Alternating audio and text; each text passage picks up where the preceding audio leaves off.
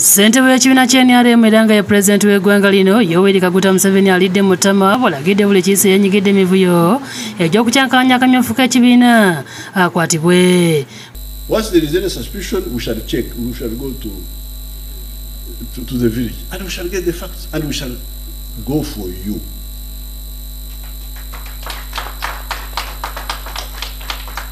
Instead of going to parliament, you will go to jail. Pulezidenti ayogedde ku ffujjo eryakoleddwa mu disitulikiti y'Entungamo minisita Mwesigwa Rukutana n'ategeeza nti ono agenda kuvunaanibwa kubanga tali waggulu w'amateeka.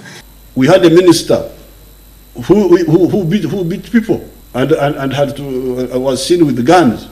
That one is in jail now. Ategeeza ne ba DPS abaddewo nga batunula butunuzi nga bino byonna bigenda mu maaso bakuvunaanibwa. Because there is the structure of the government everywhere. There is a DPC in a district.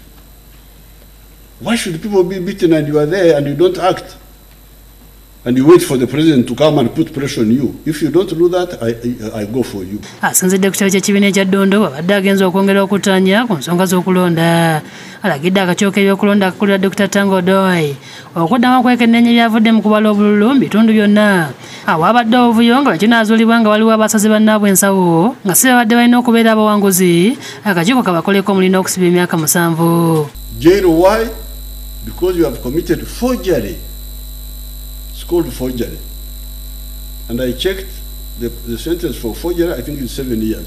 Pulezidenti ayogedde ku bifo ebyabaddemu obuvuyo omuli ekyebukono ssaako n'ebyabamu ku bawanguddwa gye baleese abayaaye ne bakyankalanya ebivudde mu kulonda n'ekigendero ekyokwagala okuyiwa okulonda kusobole okuddibwa mu kitundu ekyo.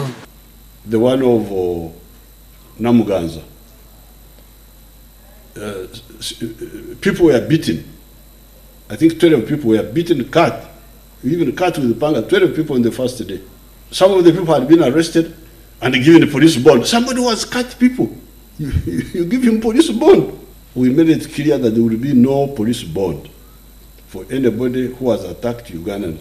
Pulezidenti ajjukizza bannakibiina nti ebikolwa eby'okubba obululu bye byamutwala mu nsiko era nga ensonga lwaki basazeewo akamyufu kabeere kakusimba ku mugongo okusobola okwolesa obwerufu. This one has solved one problem Uganda has been trying to deal with since 1961. Rigged elections. And it has really worked. It has put the cheaters into problem. They are now behaving like idiots. They are not serious. Alagidde buli atamatidde na byavudde mu kulonda agende ku kitebe yemulugunye asobole okufuna obwenkanya. Don't have to riot, don't have to quarrel. You just write a petition, send it to the Secretary General is talking of the panels we are going to set up.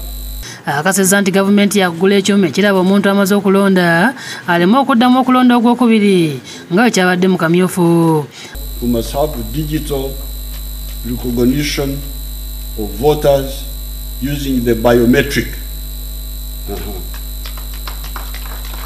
This was supposed to be done in the previous elections, but the corrupt fellows who were in the Electoral Commission, who were sacked recently, they bought machines which did not do this.